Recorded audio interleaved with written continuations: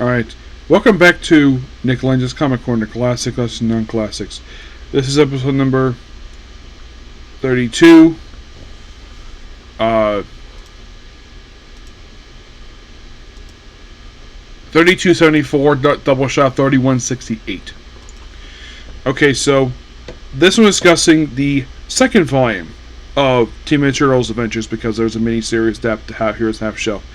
And this book was a 3-issue miniseries, and it was written by Dan Slott. Yes, one of his early comic books he ever wrote in his career. And here's what the cover looks like. And you might think, ooh, is that Turtle vs. Power Rangers? Not really. It's basically Turtle. The story is called Year of the Turtle. It's a 3-issue miniseries.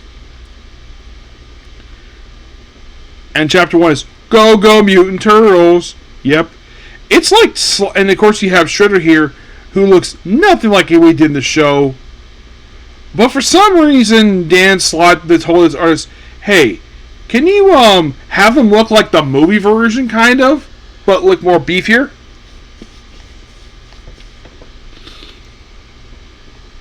He just basically ply people, like somebody says his. Also, Shredder here looks a little different. And it's the way the turtles are drawn here. It's like they're similar to the Mirage counterparts here.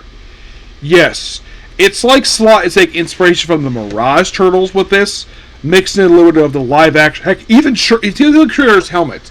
It looks way similar. It looks too similar to the movie version. It's like you can say this is set in the universe of the movie version, but not really.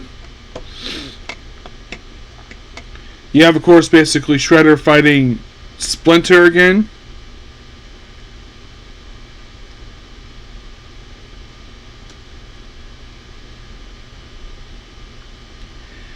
Yeah.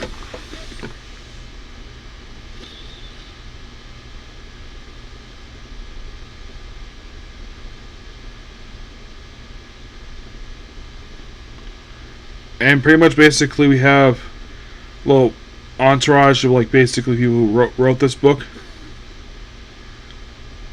And that's the first issue. We have basically, it looks like that we have this mysterious man. Move on to issue number 2.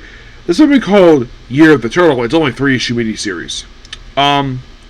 We have chapter 2, Snowy Way Out. We have basically focus on a distant relative of Splinter here, where this miniseries is really good. A lot of action-packed stuff. No goofy stuff per se. It is very serious here. Yeah. Going through a lot of snow stuff here. Fighting up against more ninjas. Not robot ninjas. Regular ninjas. So yeah, I guess pretty much I'm guessing that since this probably was Archie's last gasp of writing the Turtles, so then the Turtles in the final issue is called Story's End. Pretty much in the way they deal with this talisman that's introduced here, and they have a rematch with Shredder after training for a while. Yeah, and they basically just. And of course you have some fantastic artwork, and that's it. That's pretty much the volume 2 in a nutshell. It's a really good book. Like, here's the thing. No goofiness. Surprisingly no April O'Neil. No Krang. No Beaver Rocksteady. It's like this book is basically a loose adaptation of, like I said, Mirage Turtles and live action Turtles with this one. But good stuff here. Next up basically we have is basically in a way a spin-off miniseries. We have TMNT presents April O'Neil, where this one here is, well, reading this one, it definitely feels like definitely Archie, the Archie version, April O'Neil. But here's the thing, it's like this one took a little inspiration from the live-action version of April O'Neil. Mostly put no banana suit. She is not wearing the whole miniseries. In the opening issue, she gets fired from her job. Not Channel 6 News. And by the way, her boss's name is Murdoch. Not Vernon. Murdoch. Which I am sure that is the writer's attempt, basically, to poke fun at Rupert Murdoch, the guy who heads Fox, the guy who had Fox Studios for years, prior to have most of it sold off Disney. And this is written and plotted by two different people. You have Dan Carradine and Steve Silva. Because apparently she brings the good ratings. This was she was gone briefly because she was trying to tell him what the heck was going on. He's like, nope, you're fired. And yeah, she basically goes on a separate journey. Oh, and he tells her don't slam the door, and he basically ends up smashing the door. He's like, what the heck? He calls him a jerk and pretty much basically cleans out his desk. And apparently no one realized how she got fired.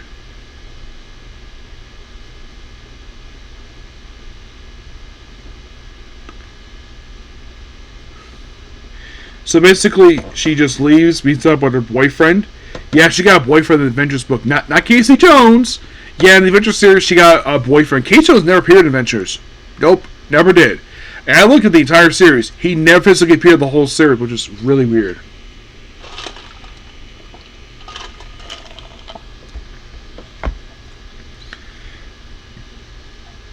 And pretty much you have April using her martial arts, basically fighting against some bad guys here.